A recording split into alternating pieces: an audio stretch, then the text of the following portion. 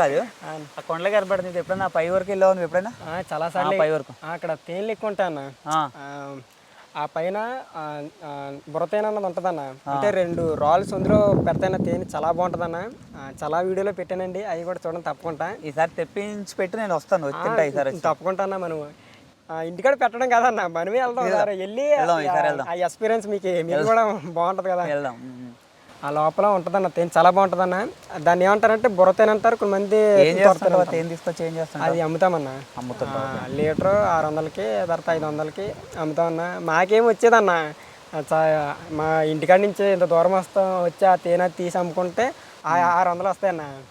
600 ఎలాగోలా తీసుకున్నాం ఇంకో, ఈ తేనె కొంటాడు కదన్న, ఆడేం చేస్తాడు 600ని 5,000కి అమ్ముకుంటాడు. మొన్న ఒకళ్ళు తేనె తిన్నానన్న, అది కల్తీ తేనె అనమాట. నాకు తెలుసుకొని తిన్నాను.